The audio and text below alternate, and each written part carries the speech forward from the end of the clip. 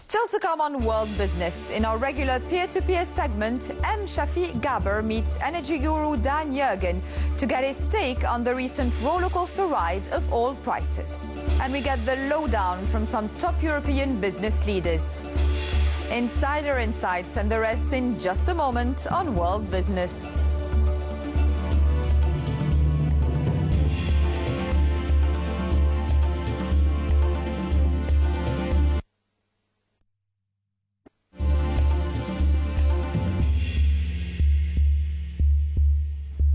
Of course, one factor in causing financial instability was rocketing oil prices. These have now leveled out, but there is still plenty of uncertainty about future movements. As chairman of the Cambridge Energy Research Associates, DanYergin is one of the world's most respected authorities on energy.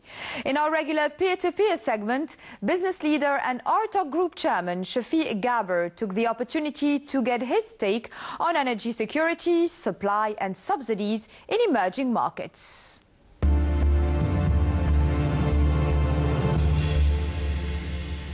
Do you see the risk of conflict over energy becoming more serious than it is today?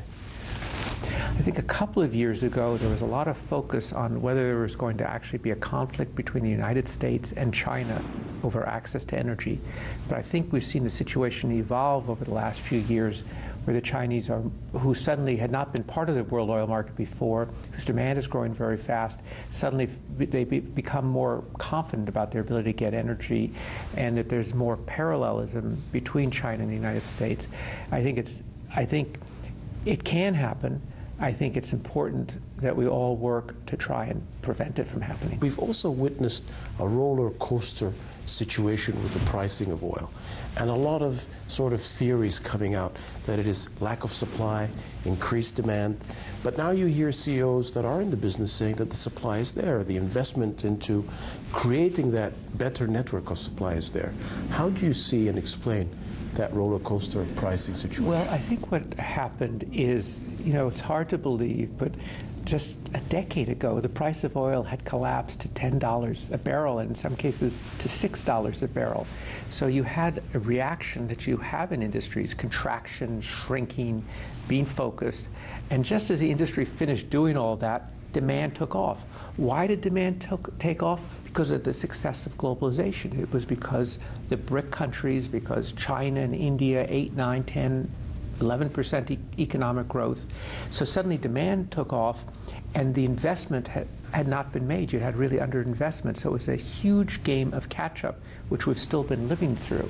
So I think that led to this feeling, are we short of resources?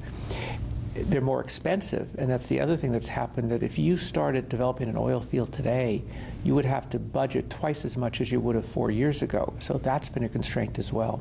Dan, what do you think about alternatives? I think that alternatives are becoming an increasing part of the energy mix. For years and years, it was always a sense that they were just about to become economic. But because of advances in technology, 30 years of experience, prices, incentives, regulations, government policies, subsidies, you've seen them move in Japan, in Germany, in other countries. So in particular, the one that's made the most advances is wind. Last year in the United States, 30% of the new capacity that was added in electric generation is wind. When you still look at it, it's still, these renewables are a small part of the energy mix. The only one that's a really big part right now is biofuels, ethanol. It's 5% of U.S. gasoline today, but it's growing. You mentioned ethanol, and I can't but ask you, ethanol, food pricing, and the problem of what's going on by being able to play that equation. Well, I think the recognition is that wherever we are in biofuels today, what we really need is innovation that carries us into another generation of biofuels that doesn't have the same interrelationship with the food chain that, for instance, corn-based ethanol does. Sugar is kind of in the middle, because sugar is not necessarily affecting Brazilian ethanol. In Brazil, sort of moving to be an energy powerhouse, their Brazilian ethanol made from sugar is a globally competitive fuel, and I think we'll start to see more of an impact from it. Dan, let me shift to an important point that's not on the radar screen. Many emerging economies subsidize the price of energy. And as the prices have gone up, that subsidy has really impacted their bottom, budgets. How do you see that playing out?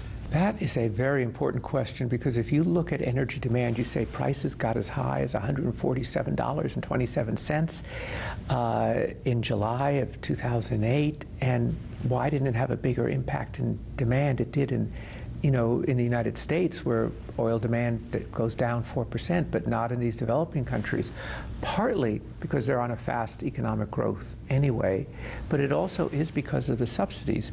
And it's a difficult problem for governments, because on the one hand, there's a cost to the subsidy, and that comes out of the budget, and that is money that cannot be spent on other things. It also means that their demand grows at a faster pace than it should, because people are not seeing price. On the other hand, it's social stability, it's subsidies that keep, you prevent riots, you prevent demonstrations, violence. We've seen where governments have tried to eliminate or roll back the subsidies. So I think there is a general movement to try and roll back these subsidies, to reduce them, but it's very tough politically, and it's not something that governments feel confident doing in one fell swoop.